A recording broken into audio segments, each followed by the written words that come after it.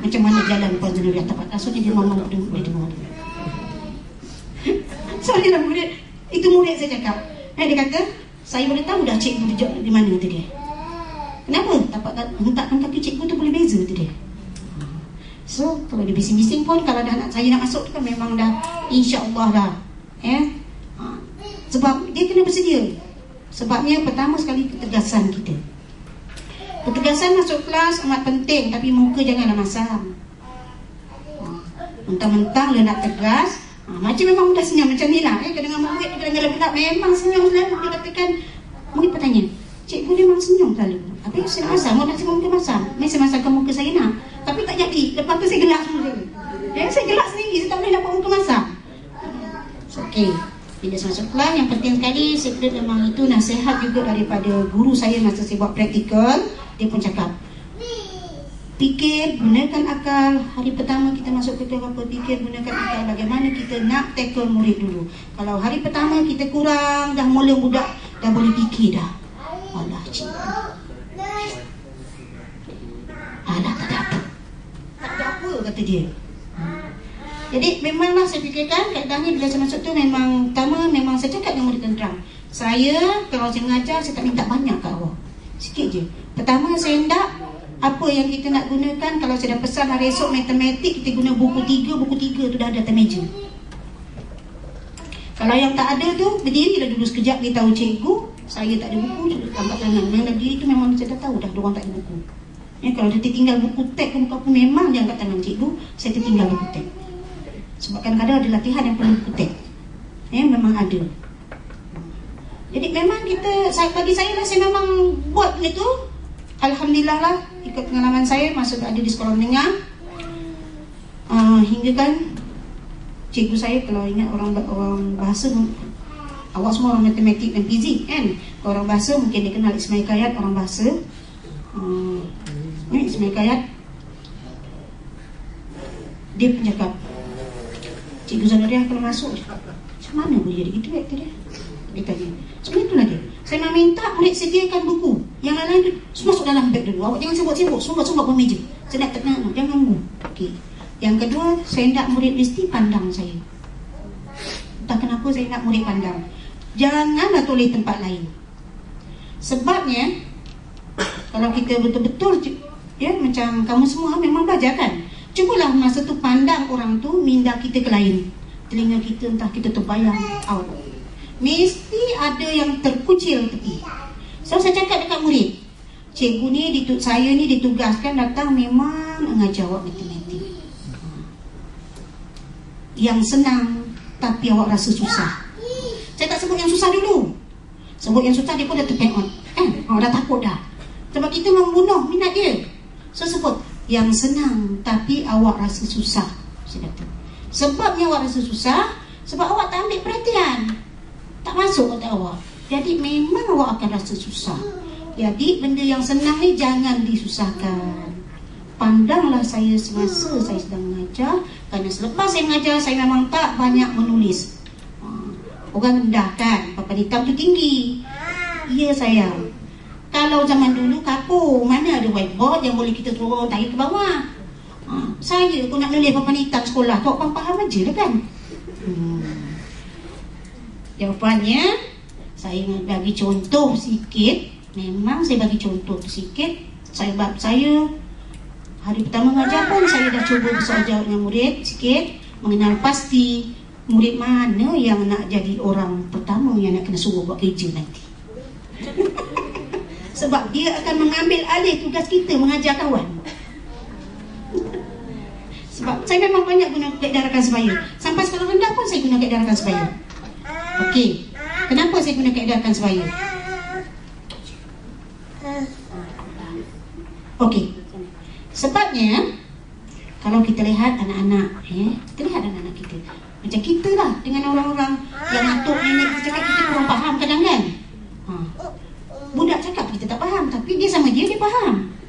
Sebab intonasi dia, cara dia tu, suara dia tu mempengaruhi suara. Jadi saya memanglah cari kumpulan yang pandai dulu. Orang kata patut tak boleh kan. Memang saya cari kumpulan pandai itu dululah lepas saya ajar. Okey, siapa nak cuba? Ya. Ya. Okey. Ya. Saya memang suruh siapa nak cuba. Tak berani nak cuba. Saya cakap, ni sampai bila dah jadi pandai lah, saya kata. Susah kita nak pandai. Dan nak pandai mesti berani cuba. So insyaAllah memang saya minta kumpulan-kumpulan yang murid-murid yang berani. Lepas itu datanglah kumpulan yang lemah tu tunduk. Yang tunduk-tunduk tu kena ambil perhatian. Dia mungkin boleh buat tapi tak berani untuk menonjolkan diri. Atau dia mungkin boleh buat tapi dia orang yang pemalu. Nanti selepas itu mungkin dia memang takut. Bila tunduk tu takut cikgu panggil aku. Kita ke sekolah kan? Jadi kan yang itu kena ambil perhatian. Selepas kawan dia bagi, selepas contohkan beberapa, memang lepas tu kawan dia bagi, selepas tu memang biasanya saya terus bagi latihan spontan untuk menjawab. Dekat situlah kepekaan seorang guru kena pandai. Kita kena peka betul-betul untuk murid-murid kita. Selepas kita beberapa kali masuk kelas, kita akan peka melalui buku latihan yang dia orang hantar. Okey, bila mengajar, tolong ambil perhatian. Bila kita dah kenal pasti murid yang lemah itu, bagi saya cakap terus terang, kalau saya ngajar kumpulan pandai ke apa semua, memang saya datang dengan set soalan yang berbeza. Sebab saya memang dah siap set soalan. Tu sebab saya kata kalau zaman komputer dulu ke zaman apa, sampai sekarang maghrib tinggi, memang saya sedia dengan soalan, memang set soalan yang berbeza aras. Sebabnya yang pandai tu memang saya ajar sikit, dia dah faham, saya terus bagi buat latihan. Sebab mereka ni memang kita kena push up, bagi banyak. Nak dapat A1 kan? Nak dapat 1, nak dapat makan tu A. So kita kena bagi banyak-banyak. Yang sederhana tu kita kurangkan. Dan saya selalunya pergi terus kepada kumpulan lemah. Memang waktu saya mengajar sekolah menengah pun, anak murid saya ingat lagi namanya, kalau sebut nama Tahir tu, ya Allah ya Tuhan, kerjanya murid cikgu je lah. Sebab saya kenal kan, dia sebesar-besar tinggi, dan Luqman bertinggi dia lagi. Awak ni sebesar-besar tinggi, kamu macam tu lebih kurang macam kamu. Bukan mak kan? Ya sayang, badan besar tinggi. Kerjanya dia mengingat kita sambil ngajar. Jadi dia tu dah lemah. Jadi saya kena duduk dekat dengan dia kan. Jangan ingat, kita seorang guru. Kita seorang guru. Dia adalah murid yang apa pun dia tetap murid kita. Jangan dirisaukan dengan apa-apa. Saya cakap kat dia sikit, Tahir, saya nak duduk sebelah awak ni, nak ajar awak ni. Ni tangan yang mengapa tau. Direct saya kata tangan yang mengapa ni. Sebab dia saya dapati kalau kat kelas dekat perempuan dia suka lari tangan dia kan. So dia duduk depan saya kata. So murid lemah ni saya dah, bila dah kena pasti memang saya letakkan depan. Walaupun besar duduk.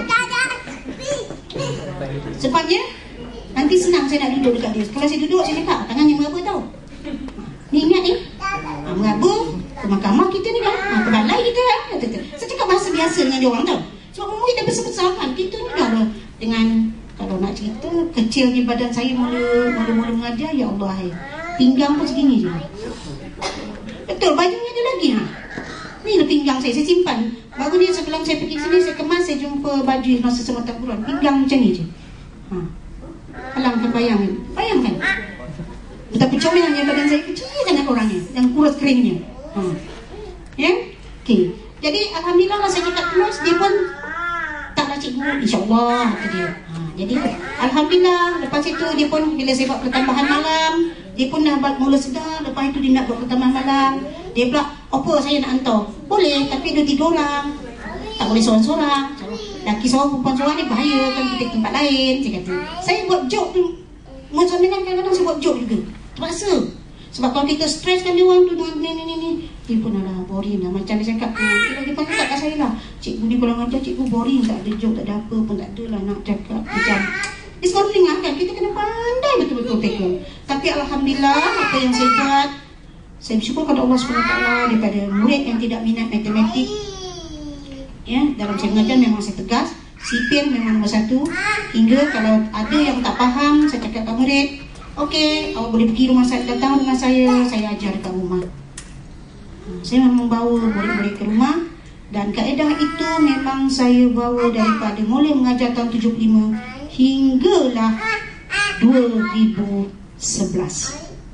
Di saat akhir saya nak kencing, ada lagi murid yang datang ke rumah minta tolong, dan sekarang pun ada lagi yang tanya-tanya. Saya kata, saya boleh ajar sikit-sikit, tapi untuk buka tuition class bukan saya. Sebab saya tak pernah buka tuition class. Ya. Sebabnya dalam keadaan saya, kalau buka tuition class, kalau di Selangor tu kita dapat duit bayaran. Jadi bagi saya, kalau di Selangor pun mengajar ke apa-apa pun, memang insya-Allah lah sampai hari ini saya memang tak ambil bayaran.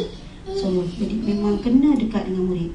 Dan itu dalam kelas.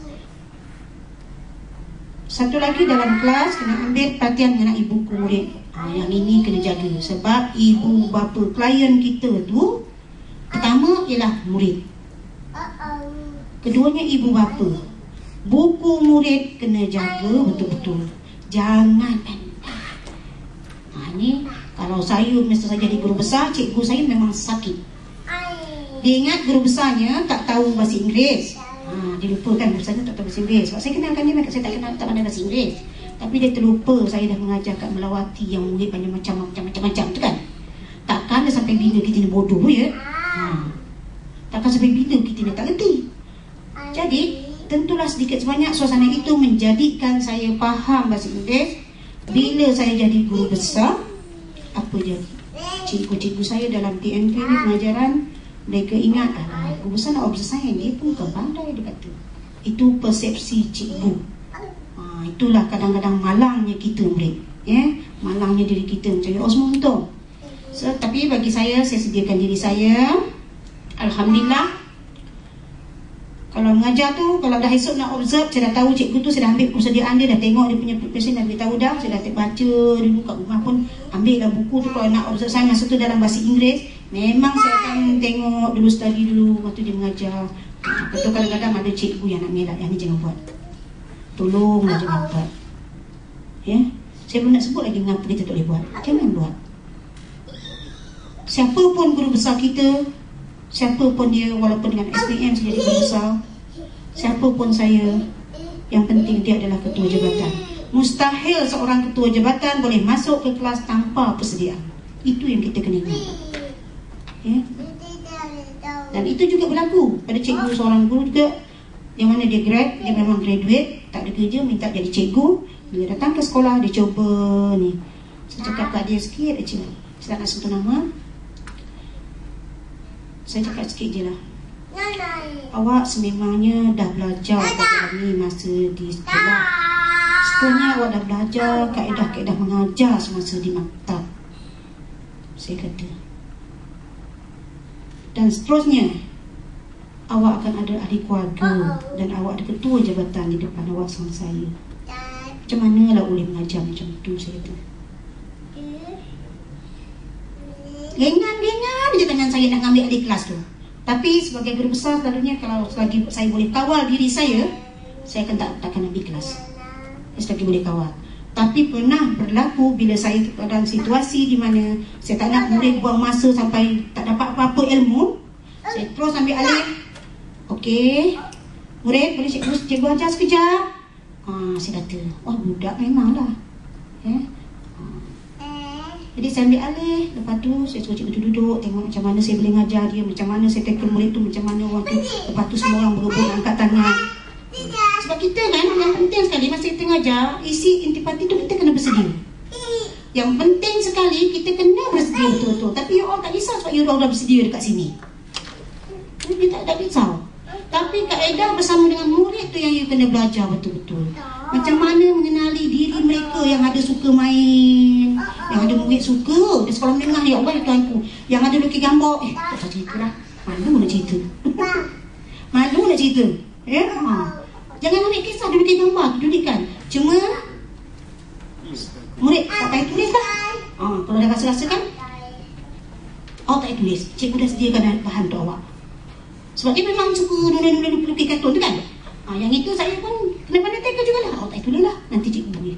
Awak tinggal buat je latihan di kertas yang cikgu sediakan. Jangan risau-risau. Padahal nak bagi dia jangan lukis kartun tu aja. Sebab bila dia lukis, dia akan lari, dia kena minda dia tak dapat apa pun kita ajar tu. So saya nak tackle tu tinggi. Memang saya kena prepare betul-betul. Sebab saya mengajar matematik. Ya.